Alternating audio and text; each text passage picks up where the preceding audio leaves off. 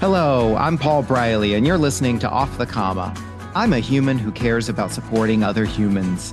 On this podcast, we explore all facets of what it means to feel stuck in life. We talk with people just like us who have found themselves sitting on a comma and not knowing where to go next.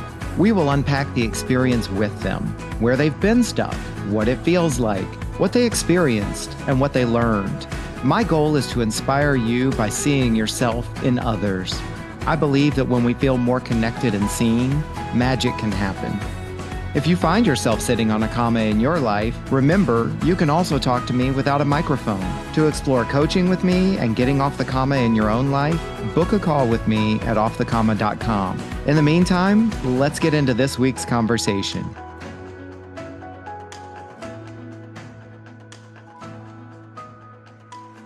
And welcome back again for another episode of Off the Comma. We are well into 2024, the year 2024. How wild is that? And just so much we could talk about there, but let's get into this week's episode and this week's story. Today, I have someone with me who is newer into my kind of circle of influence. And I have actually been dogging you, Kristy, for a while. Like, I want you on the podcast. And I'll let you speak for yourself. I choose to believe you haven't been dodging me because you're busy and so forth. But all that said, I am glad that we are here. You have recently been on some other podcasts. And after listening to one of your interviews, I was like, okay, yeah, I got to bug her again. And so I started tapping on your shoulder again. So I am super happy to have Kristy Keith here with me. And I am going to hand it over to Kristy and say, Kristy, welcome. Well, thank you. And thank you for dogging me on this because, I think I actually kind of maybe needed you to do that a little bit with me.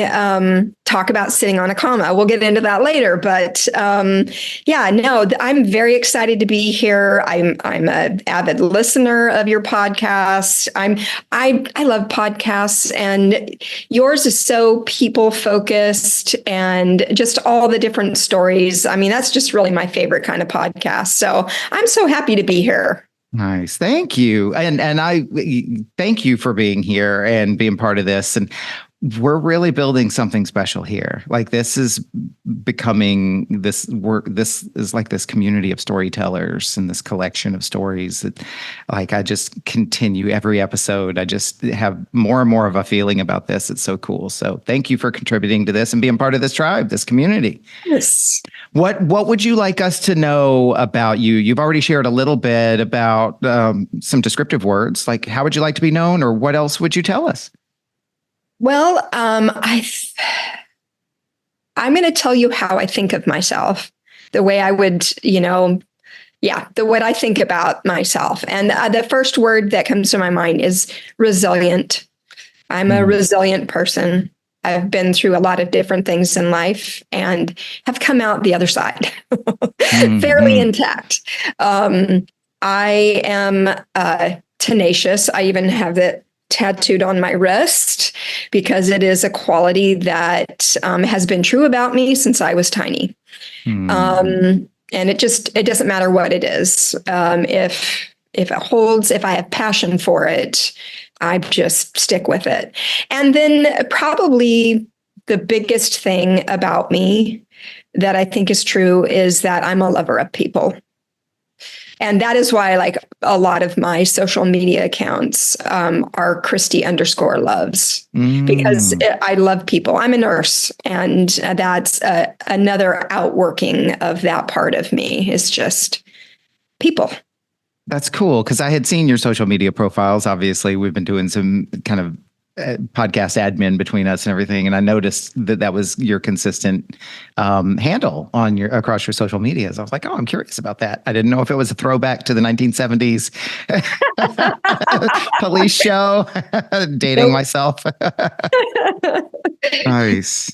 Well, yeah. I'm super excited to get into your story. As with all guests, you and I haven't talked about what you're going to be sharing with us today, and I'm excited to learn more about you as our kind of friendship grows. And I always like to start with a really important question first, which is, as you think ahead to the story you're going to be sharing, the conversation we're going to be having, what intention would you have for yourself? My intention, I thought about this earlier. I'm so glad you asked it, and I can bring it to the forefront of my mind here again, is just vulnerability and authenticity. What does that mean for you? It means that I'm choosing to be vulnerable. I'm not sure I could help but do anything but be authentic. Whatever that thing is that people have, I don't have it. I am who I am. And that is both a blessing and a curse at times. But yeah, I just intend to be myself and vulnerable. I want to share vulnerably. Okay. All right. My intention for this episode is to give you that space to do that and to feel safe doing so. And as with every single episode, so I know I say this every time, but it is so important to me, is that in you sharing your story, not only do you get what you want to take from this experience, but that people out there who hear your story, they will feel that sense of connection. They will see a bit of themselves in your story for the people who need to hear it, right? Because not all these stories are for all these people. Like each episode lands where it needs to land for the people who, it needs to be for. And so I hope your episode lands where you want it to go or where it needs to go, and that somebody out there, through hearing your experience, will be a little bit gentler with themselves and with people around them. It is our stories that connect us. And it is those shared feelings and experiences that help us understand community and togetherness and similarities. I think it's easy to notice difference in this world. And I love that storytelling is a way that we connect and a way in which we become community. Mm-hmm. Absolutely. And just so much opportunity to create more community and community in different ways. And so much that we can say there, right? Yeah. Yeah. It's connection. I love it. Yeah. Awesome. Okay. Well, let's jump into the first question. And the first question, Kristy, is where have you found yourself sitting on a comma in your life? Well, interestingly, very recently, I mean, honestly, I've sat on a lot of commas, as everybody does. But recently, I've been sitting on a comma with regard to wanting to share some of my life experience. I've had people ask me to share my life experience. I've had people who have, wanted me to be more vocal about some of the things that I've been through. And I just felt stuck. Like I felt that I had a desire to do it, but I just felt like I couldn't quite push myself forward to actually take some action steps and do this thing that was on my heart to do. And and it's because the thing that I want to do is all about me sharing things that are very, very personal. And, it feels vulnerable, like I could get injured very easily. And it's made it hard for me to be able to move forward. And Okay. Does that make sense? Well, a little bit. And obviously the whole point of this conversation is, peeling back and layers and looking deeper.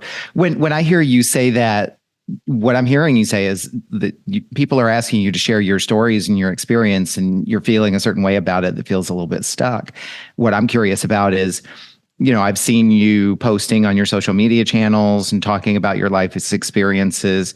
And then, as I already referenced, these other podcast episodes, is this part of what you're talking about, this kind of going public with stories, or is there more to this? Yeah, it's the going public with stories. I mean, most of the people who know me, they at least know a little bit about my story. But no, being very public, being like very vocal and putting myself out there on social media, writing, podcasts, all of it, like being willing to say out loud publicly what my experience has been. That's been a very big obstacle for me to get past. I just recently got past that, but at least to a big enough degree that I'm now sharing publicly. But yeah. So this comma, it sounds like, was kind of really came to a head before these recent appearances. Yes. And this recent kind of new, I'm looking for a word, but this new kind of outpouring of sharing on your social media channels. Yeah, absolutely. What was the hardest part? What was the stuck part? It was fear. It was the fear of what people would think of me. It was a fear of, I don't know, being invalidated in those experiences, because I have experienced that at times when I've shared these particular stories with people. I've had people kind of brush it off like, oh, well, whatever, it's fine now. You're fine now. Everything's okay. And it's like, well, yes, everything is okay now, but it's interesting how people react, right? Because sometimes, well, it's partly on people not really even asking what's your intention or what is the thing that you want from sharing the story in the first place. And so our society's kind of, this is just my observation, this is my kind of experience, our society has trained us, because I'm also guilty of this, of, oh, well, you've just given me something that I have to solve, answer, fix, pronounce, declare, right? When this whole podcast is about showing, your story is about, like, I just want to be heard. Yeah. And, a part of that fear was also, I have a son who is going to hear some of this stuff. And that has been a big obstacle for me as well. Do I want to be this public? He does follow me on TikTok, he does. And we've had he's an adult, he's going on 30 years old, and he's got his own mind about things. And we've had some very good discussions about things, but he may or may not appreciate me going public with some of the stuff. So that was another big part of it, is that balance of, how do I do this thing that I have a passion to do, that I really want to do, but I know that it's going to affect people I know and people I love. And what is the balance there between fulfilling what I think is something that is supposed to be a part of my life, but also dealing with people who may not appreciate me talking about things publicly because it may affect them. It's a hard thing. I was going to say, it sounds difficult, and it sounds like you haven't even really gotten into the details of exactly what it is that you are sharing and putting out there, right? And yet you've done it. I've referenced these interviews and social media posts, and if that's only even just a part of it, but yeah, you've done it. And so I'm curious, let me ask the second question, and then we can kind of go back and forth between question 1 and 2, however you like to. The second question is, what did sitting on this comma create for you? So as you look at kind of where you've been describing, what did that create? Oh, it just created all kinds of internal conflict. And it created this this sense of having to choose. I just think we're all so conditioned to live in a black and white scenario, a binary.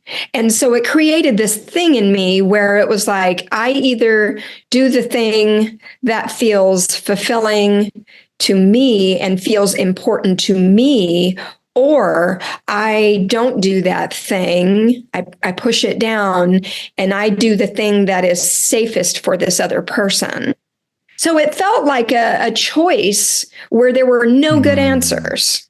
Like I'm choosing me or I'm choosing them. And either way, we both lose. That's kind of the way it felt for me.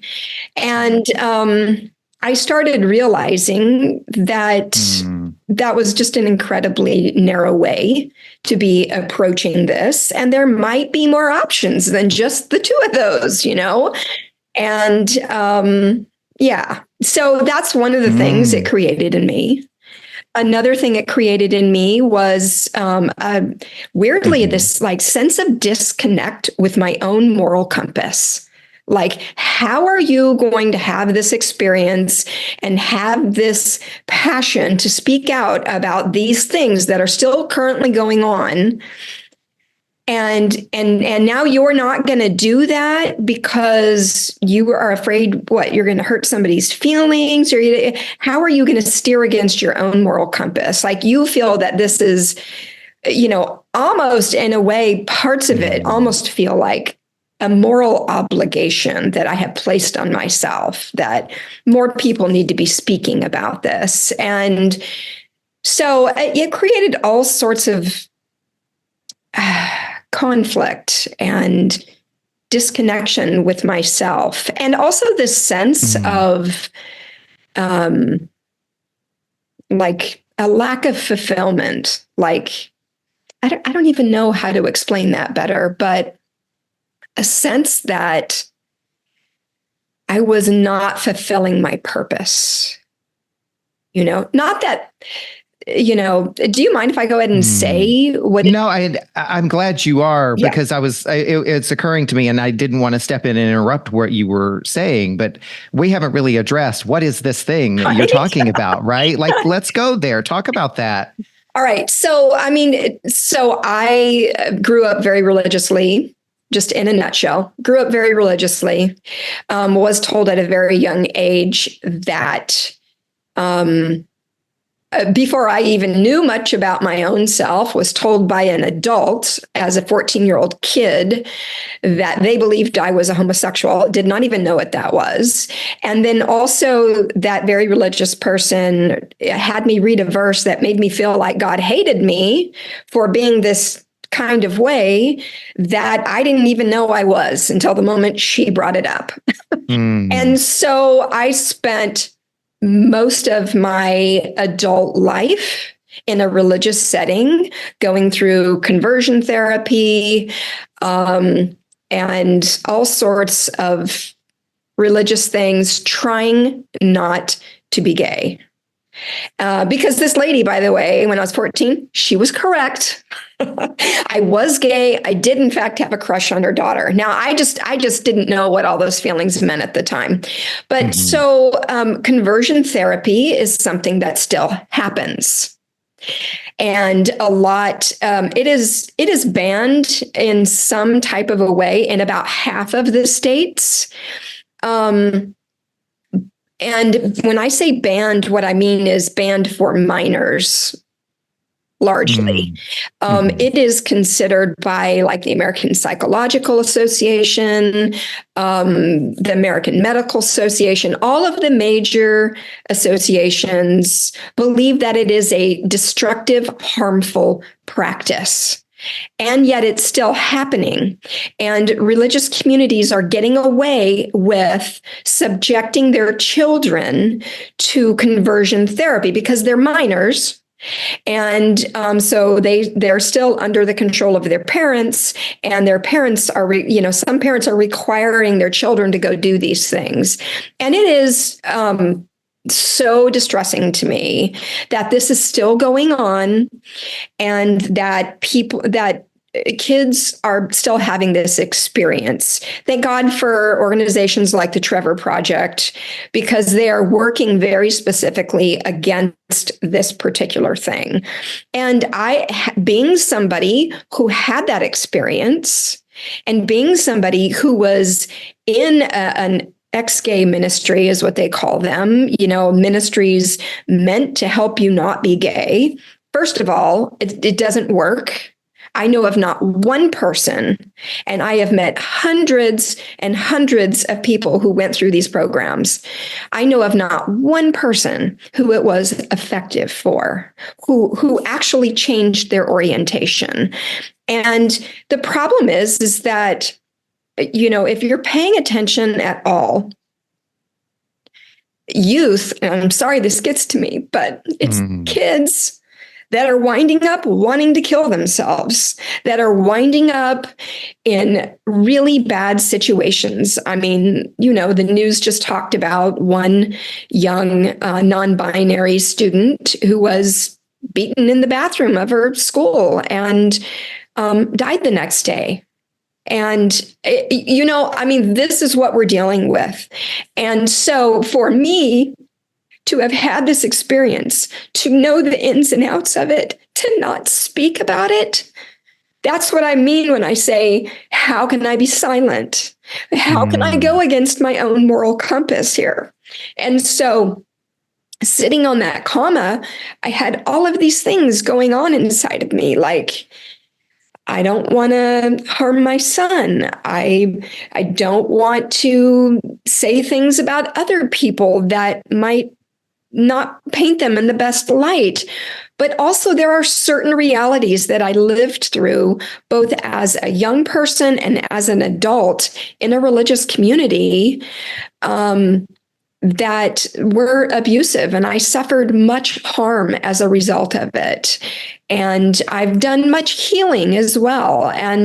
But how can I have these experiences, see what's happening today, and not say something? I have to.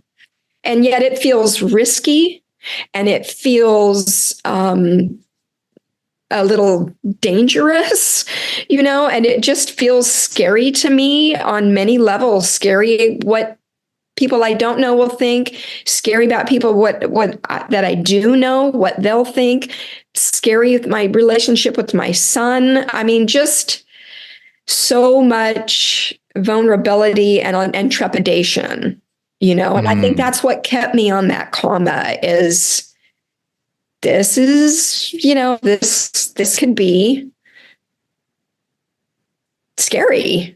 This could, I don't know. Yeah, absolutely. Well, I mean, first of all, just an acknowledgement for you. I mean, thank you for even bringing this forward, because that is what your intention was, right? And as you've been sharing, how can I not say anything?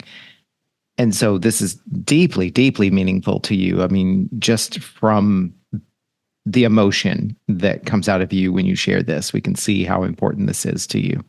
Yeah. And let's also acknowledge that this isn't just as simple as I have a story to share, because when you say it can be dangerous, we're talking about people whose actions reveal that freedom is not their objective or their intention. So, it's true. In the past, in our country, we've been all about celebrating freedoms and freedom of speech. And yet you're talking about particular groups of people who, if they believed in that in the first place, we wouldn't be having the conversation. So There is danger here. There very much is danger here. Yeah. And a lot of people who haven't lived this experience, or don't have friends or people that are close to them who have, or even people who maybe haven't been exposed to exactly your situation, but know that it happens, and they know people from those communities that it could affect. People who don't even know that this exists. This is another reason why the story matters so much. Yeah. Yeah. I think I want everybody to understand this is happening, but also mostly it's the youth, because they are in the worst position out of everybody. And there are more resources for adults. Not that that makes it easy for adults. But yeah, I spent, near 30 years of my life trying, going through conversion therapy, trying to stay out of trouble. I was even married to a man. That's in some ways tragic and in some ways amusing to me. But really, I did everything, and none of it worked. None of it worked, Mm-hmm. and all it did was create a lot of self-hatred, and I'm still dealing with that, and a lot of misplaced shame. That didn't really belong to me, that I internalized because other people, what they thought, and that I eventually embraced it. So what strikes me is it's just interesting if that person who put you in that position at the age of 14 saying what she said and doing what she did knew the long life that action would live, the many things that action would give birth to, would that change that person's perspective? We would like to hope so, yes? I would hope so. I really would. I met her years later, coincidentally. I had lost contact with her pretty much immediately after she said that to me when I was 14. Mm-hmm. And I wound up just running into her at a church in the Bay Area where I was involved in an ex-gay ministry. And I was going to be standing on the podium to give my testimony about having gone through this ministry. And she was there for that. And I just... yeah, it was interesting. Wow. Well, I mean, self-referencing. She thought she had succeeded, like, oh, finally. And no, I hadn't. Anyway. So it sounds like a hollow victory, right? The words you say might have aligned with what she believed, but it was not reality. Yeah. And that I was still in my 20s at that point. And I think I was still very hopeful that God might change me. If I just did all the right things, crossed all my T's, dotted all my I's, didn't allow myself to have a stray thought, which, is impossible. That maybe God would change me. So that's a whole other discussion, why God would require something of you and you would earnestly seek the thing they require. And then God would not choose to change you. I mean, that's a whole other thing. And create something and then turn its back on it, right? Like we're supposedly all made in God's image, except and but for and so forth. You're right. We could have a lot of conversations about that.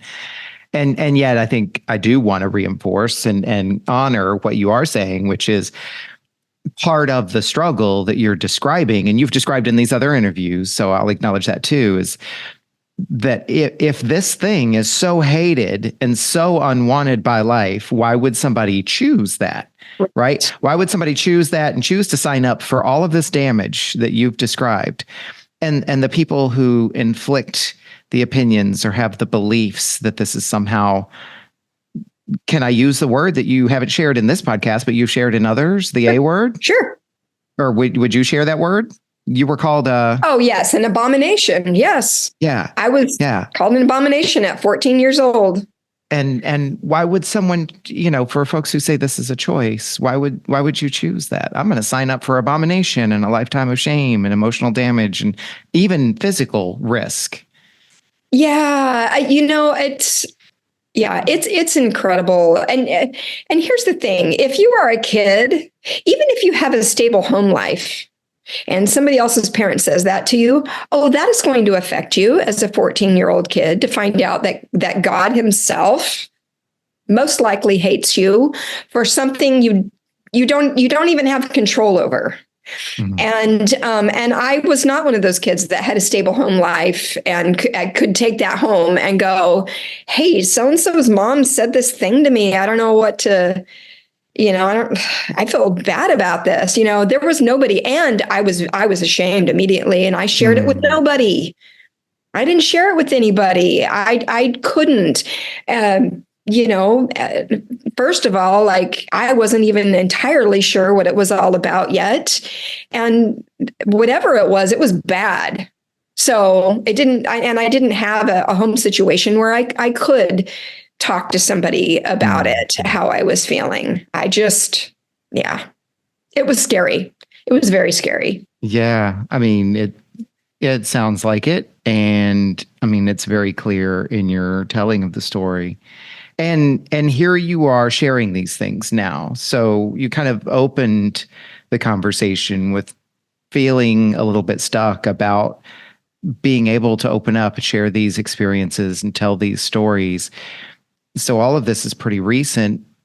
You're sitting on a comma as recent based on all of these past experiences that are now coming forward. What have you learned about yourself as a result of sitting on or processing this comma? Yeah, I think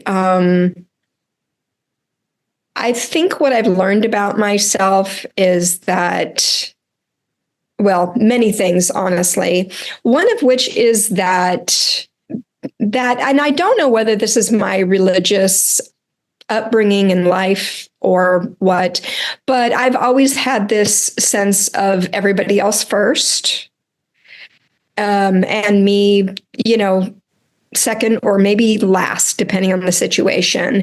And I think what I've realized is that it's okay for me to step forward and not just speak about this clinically in a dry fashion, like these are the statistics, because that was my temptation. Like, I will do all the research. I love research. I will do all the research, and I'll just talk about statistics and what's happening and what we need to do. And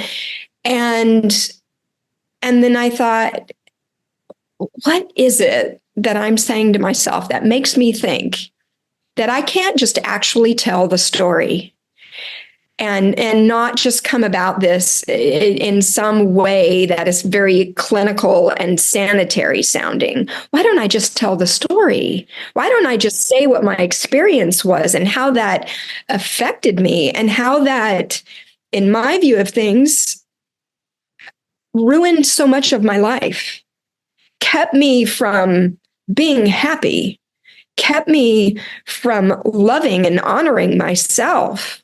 And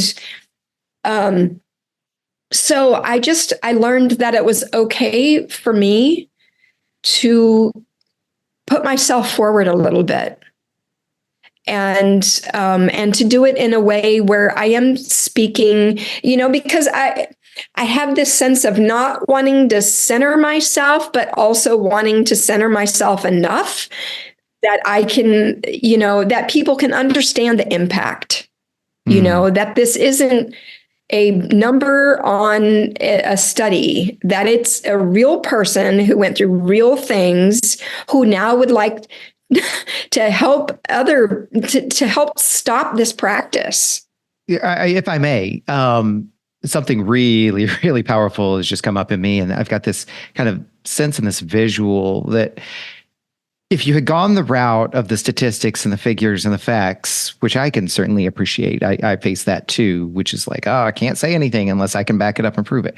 But it strikes me that you have shifted from needing to justify, provide evidence, and prove yourself, to your feelings and your experience being justification enough. And you said it yourself in different words. And you've moved from being pushed so far off center that you're correcting by trying to bring yourself back to center, which is where we all belong in our own stories anyway. It's a simple statement, but that hits so hard. And, the universe gave me that. The universe gave me that, right? Like I'm writing that down. So, I mean, when you say, when you answered the question, what have you learned about yourself? And you're sharing all these things, what I'm also seeing is my experience is justification enough, and it's okay for me to be at the center. Yeah. Yeah, exactly. And I think, going back to your first question, another part of being stuck on that comma was, does anybody really want to hear this? Is anybody actually interested in this? I mean, Mm. am I just going to, put myself out there and like, nobody really wants to hear what you have to say, Kristy? Those mean voices that I think we all have. And just shooting it down before it ever got off the ground. And yet I can sit here on the other side of the microphone and say, and tell me if this is off. These are just my reflections, but well, of course you'd feel that way because this journey started when you were 14 and you were told that your story didn't matter and that you weren't important. And yeah. And honestly, I was, your basic non-denominational evangelical, and really that entire, like, no matter which part of it you belong to, that entire thing is all about sacrificial living. It's all about not centering yourself. It's all about you not being in the light, you not like the spotlight. You know, putting God forward and not centering yourself. And so it is just a weird thing to turn that on its head and go, you know what? Sometimes it's appropriate to be in the center. And yeah. And the other piece of this, Paul, is that one of the things I learned about myself in getting off of this comma was that the peace that I was hoping for by staying silent and not sharing any of this stuff and not seeking to bring awareness to this issue, it was never going to happen with me sitting on a comma. I thought by staying silent, this is how I keep my peace. I don't have to do the scary thing. I can stay here and be quiet and be silent, and nobody will be the wiser. But I couldn't rest inside, is what I discovered. So this is such an emotional thing for me. Yeah, I can see that. Tell us, I mean, if you care to, what's coming up for you right now, these emotions, so that we're not making any assumptions. Like, what are you feeling the most right now? I think it's just, it feels so tragic and unjust that there are people still. I keep saying this on social media, and I'm just going to keep saying it. Nobody has thought being gay was an issue since the 70s. Nobody has thought this was a mental health issue since the 70s. And yet, we still have organizations that are trying to correct this thing as if it's something to be corrected. And the fact that there is such a deeply rooted innate bias in people to think less of people who aren't like them, whether it's, your sexual orientation, your gender identity, your race, whatever it is, like the fact that these things are so deeply rooted and people feel so justified in their hatred is so disturbing to me. And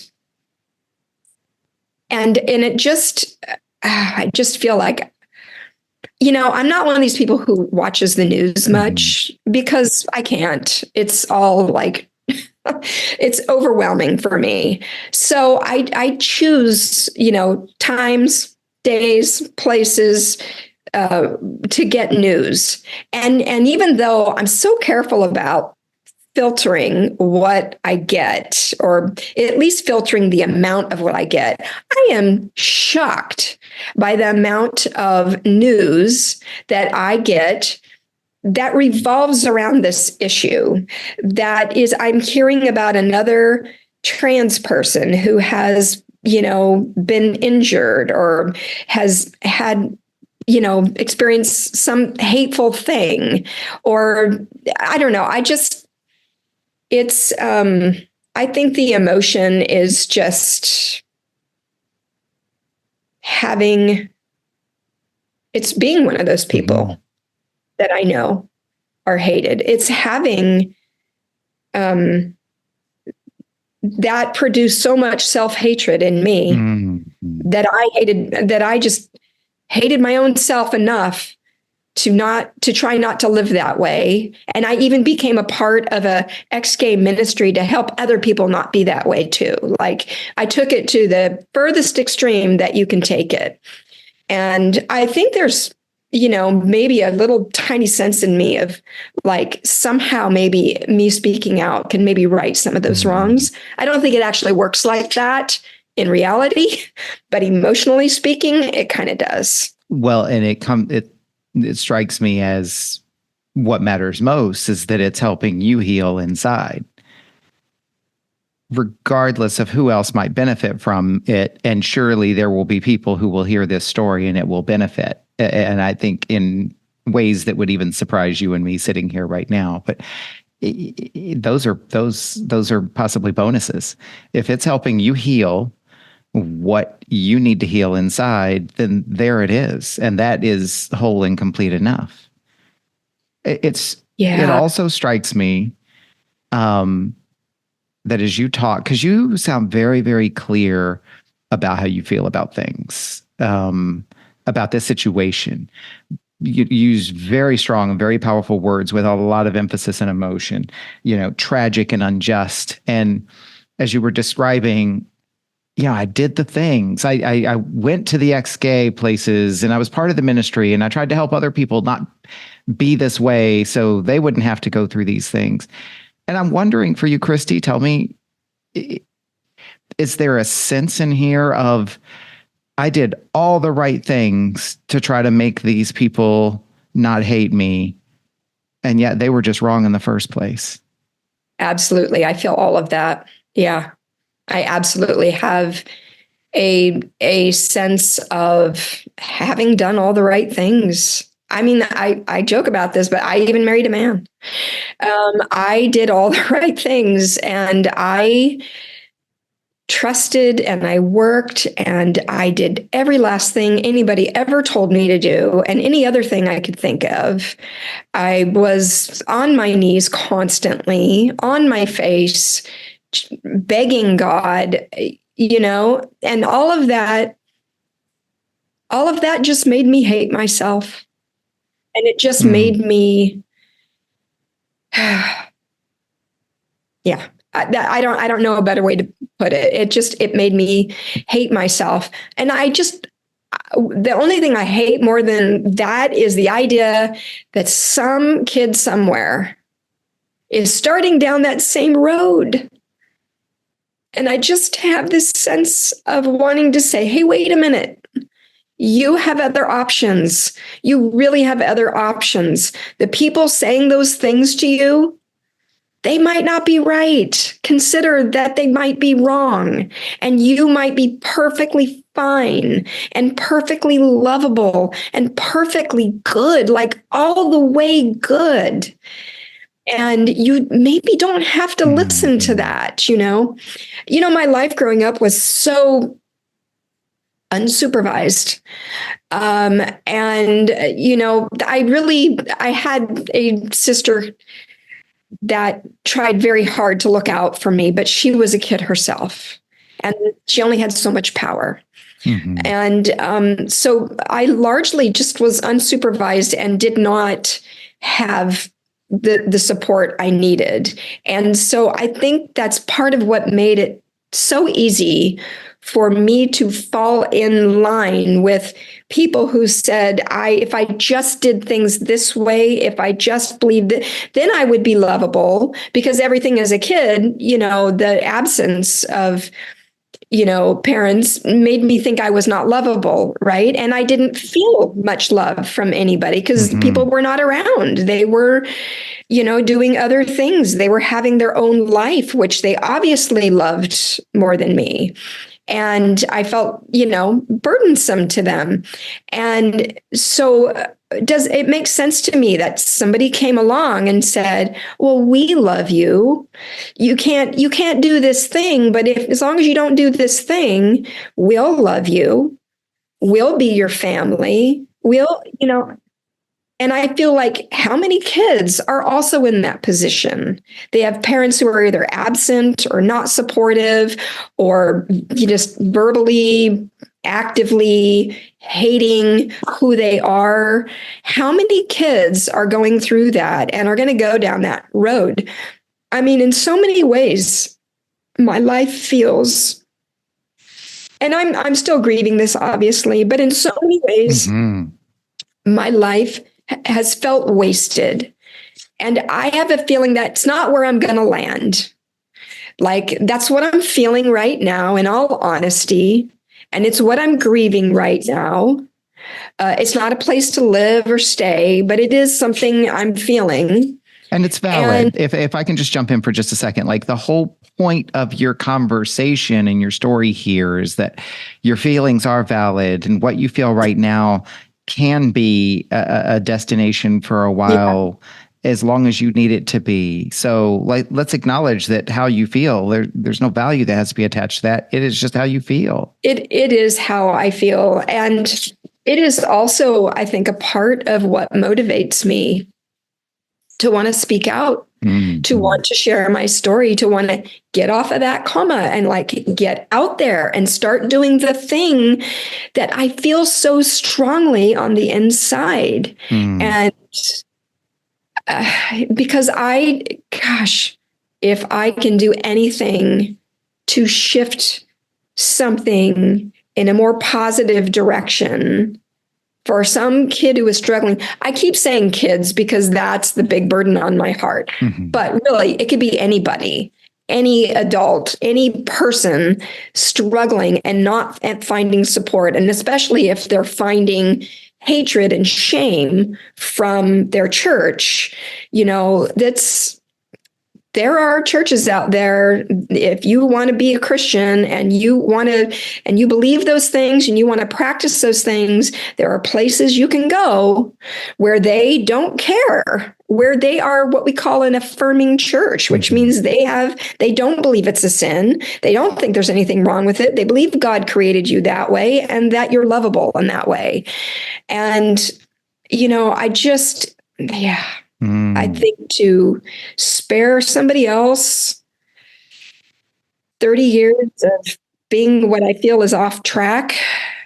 Well, this is actually a good segue. There's energy building around this. So I'm going to ask the fourth question a little differently. Normally I would say, what has changed for you as a result of sitting on this comma? It feels like for you, the question is, what will change for you as a result of sitting on this comma? Because you sound like you're on the brink of something. Yeah. I think there are things that have changed, and there are things that I think I haven't seen change yet. I think you're right about that. I think I'm somewhere in that process right now. I mean, the parts that have changed are some of the things we've talked about realizing that it's okay to have a voice about this. The other thing you mentioned, which I didn't respond to, was the fact that sometimes just telling your story because it's healing for you is okay too. Like, if I write, these podcasters and they decline, that's okay. The ones who are interested will say yes. That'll give me an opportunity to speak in the way I want to, and it's okay if the only thing that affords is that I am more healed as a result, which is like not a concept I would have embraced even 6 months ago. I mean, it's a very new thing. And imagine some of these people, let's just talk about some of these people that you even described in your story who are acting out of their own shame, hate. Imagine the effect that it would have had if these folks had healed, right? So we talk about, healing and doing things for ourselves and bring ourselves to center. And then, we talk about the discourse around that. Is it selfish and the indoctrination from certain faiths and so forth? And yet look at the impact that one unhealed person has had, and imagine the opposite. Imagine that the impact that person healing might have had. So I'm validating what you've been saying, which is healing is the most important, in my opinion. Yeah. I hope for bigger things than that, but for sure, at least that. Mm-hmm. I hope that it's not just my healing, but I hope it's also somebody else's healing, Yeah. It's interesting because I haven't talked about this in this kind of way yet. And it's very interesting to me to be sitting here with you and feel all this emotion come up in me.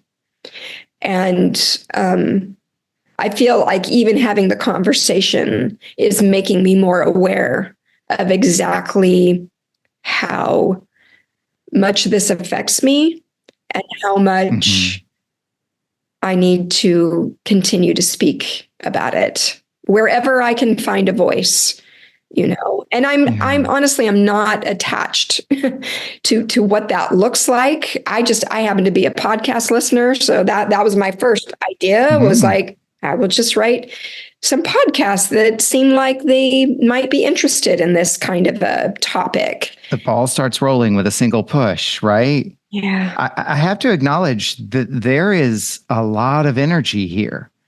Like, as you're sharing,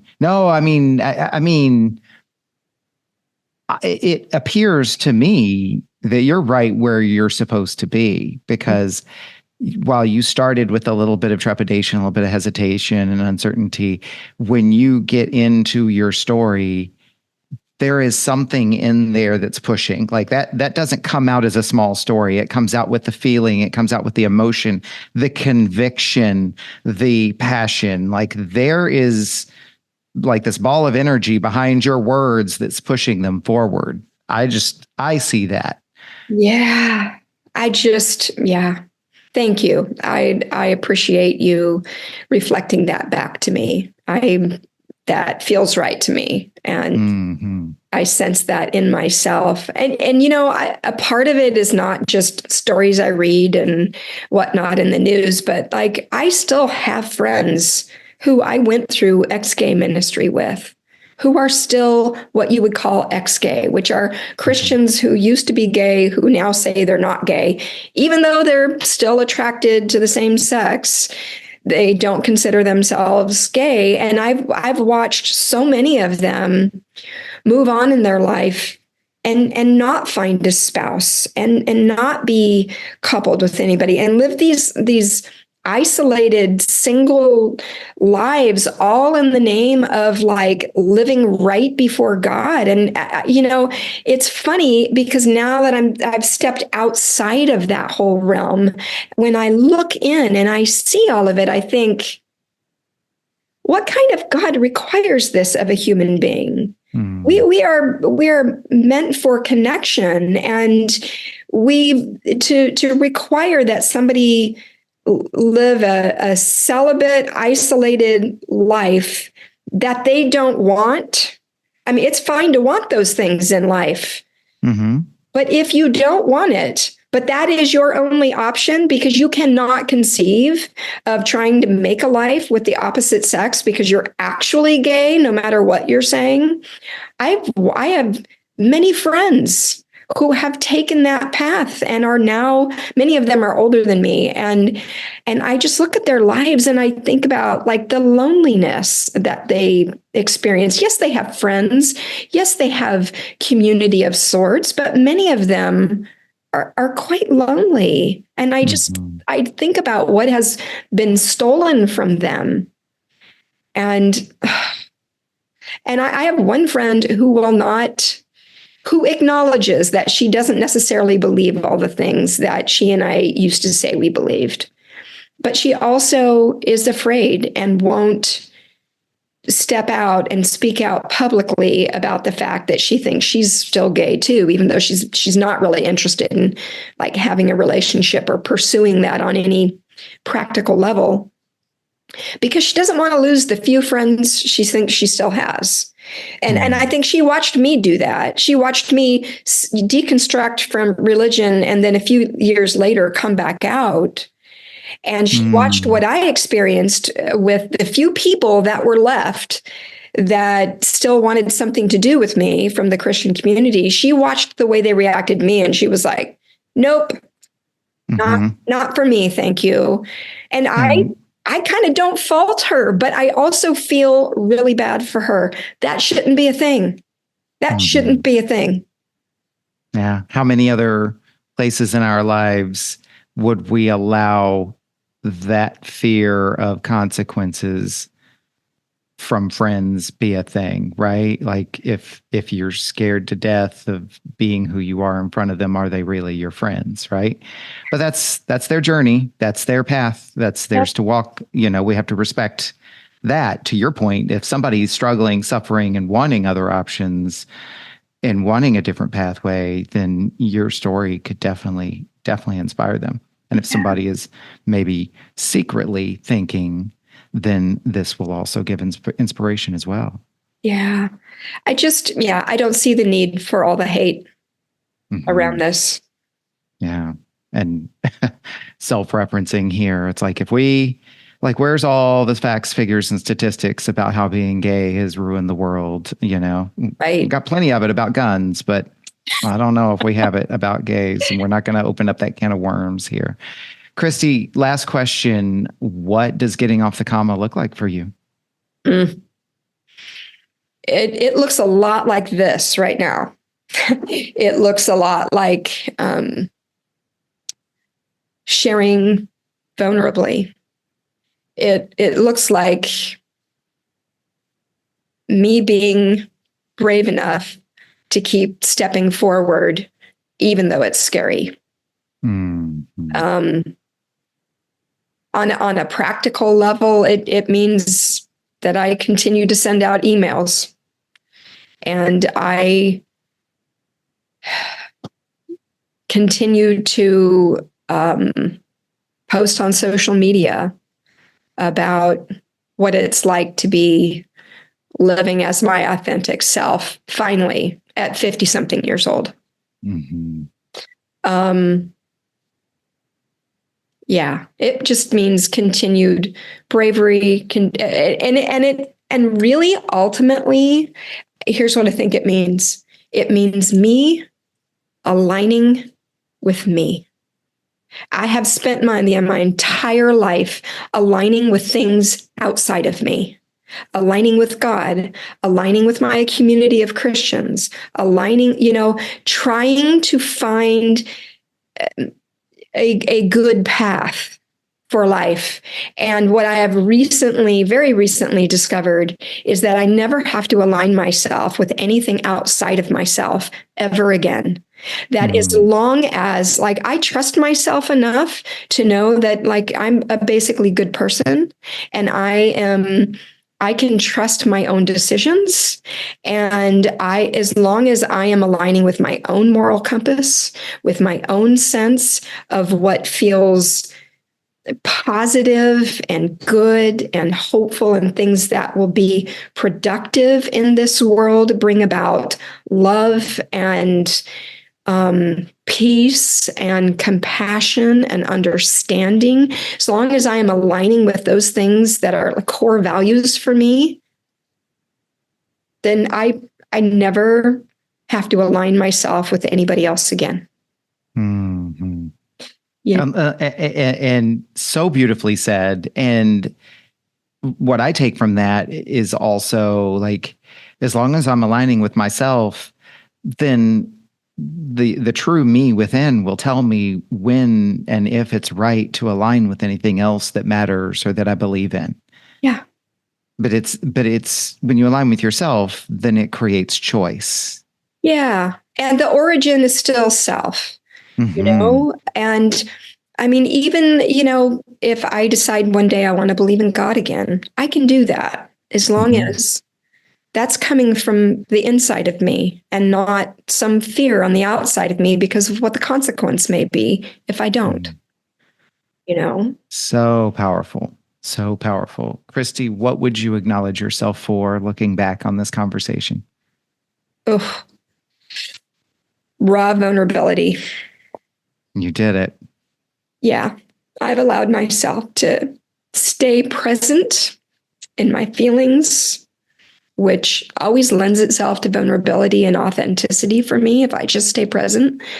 And I think that's the thing that I'm happiest about. Well, I, and on behalf of our listeners, am so grateful that you brought that to us. You can see how much this matters to you and what an honor it is for you to be able to open up and to just put it on the table with us. And I mean, it just strikes me how much that is you doing exactly what you said you wanted to do. And even in the grander picture, living into your intention, aligning with yourself. Yeah. Thank you for giving me the Yeah. opportunity to do this. This has really been a wonderful conversation and also clarifying in some ways, just having you reflect back and tell me what you're hearing me say and asking me some great questions it's had a clarifying effect for me. So thank you.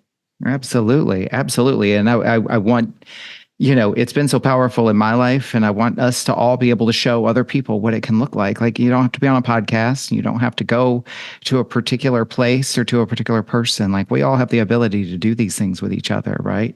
Yeah. Kristy, where can people find you? I'm going to include all the links and everything in the show notes, but where would you like people to look for you if they wanted to contact you or to hear more about your story or give you some props and reinforcement? Oh, thank you. TikTok is probably the social media that I use the most. And then Instagram.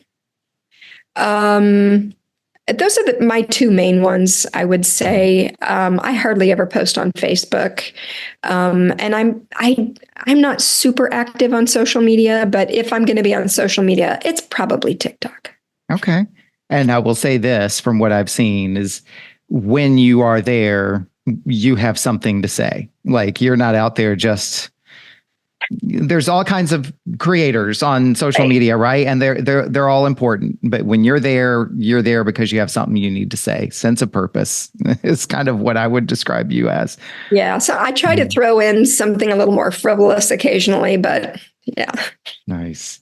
Also important is, we do this with every episode, acknowledgments, because it's an important part of your story. It's an important part of the mission of this podcast, which is giving people voice and giving people access to their own voice.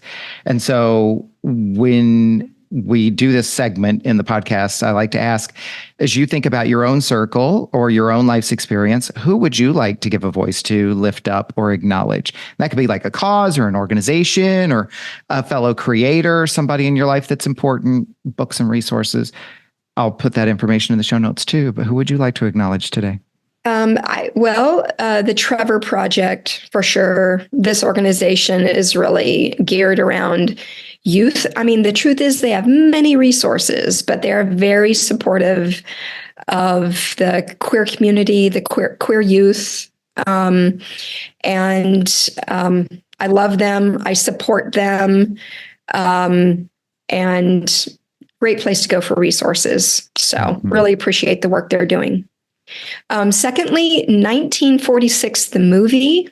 This is a documentary that was just, it's making its round through the film festivals. It has won more awards than just about any documentary in the last 10 years. It's won some very prestigious awards. It's currently trying to get streaming. I've watched this documentary. They've had a few opportunities to watch it, for 3 days. It's open. You can watch it. I've done that a couple of times. But this documentary is basically about how a mistranslation of a word in a Bible is what caused this misunderstanding about God thinking that gay people were an abomination. And it goes about the business of having a very open and honest communication with both sides of that debate. And it's just it's well done. And I highly recommend it. If you go to their website, which I'm sure you'll put in the show notes, you'll be able to find out where you can watch it. So, nice. And then lastly, a fellow creator and also a man whose podcast I did a couple of episodes for is Joe Smith from Shift Church, also Shift Happens podcast.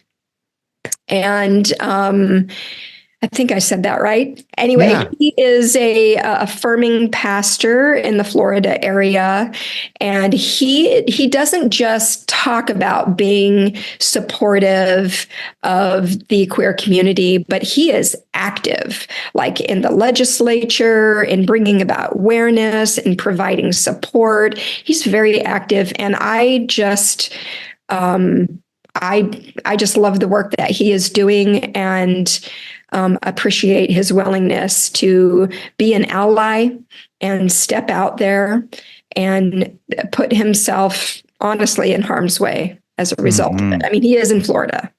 For sure. And even say gay. Right. I listened to one of your 2 interviews on there, and I definitely recommend anyone listening to this episode go listen to your interviews over there as well.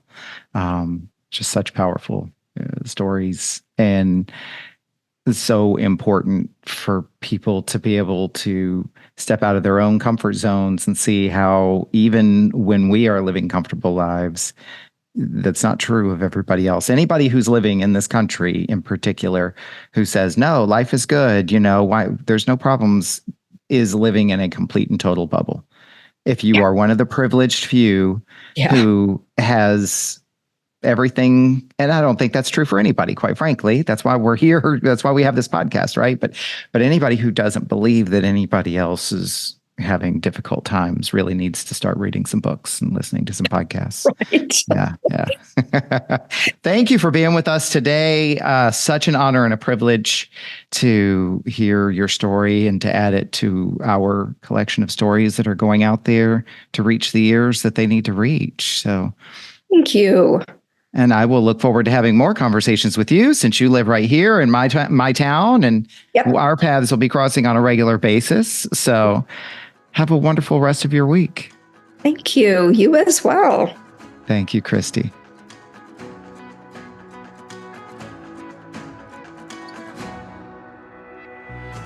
What an honor and a privilege it is for me to witness these powerful stories. I hope you feel the same way too. I invite you to think about what you learned from this conversation. What stood out for you? What challenged you? What inspired you? And I encourage you to write it down in some form of journaling and reflection. It can be magical to set aside your expectations and just let the thoughts flow out of your head and onto paper, and surprises can reveal themselves to you. And if you do discover something you'd like to unpack further, book a call with me and let's talk about it. My links are in the show notes. Meanwhile, be sure to like this episode and follow the podcast here on this platform. Also, follow me on social media at Off the Comma. Interact with the posts, share what you learned from each episode, or just share your thoughts about the topic in general. And check out my website for workshops, events, and updates. If you were moved by today's conversation, pass it along to someone you care about. Thank you for listening to this episode of Off the Comma. As always, keep noticing and keep listening.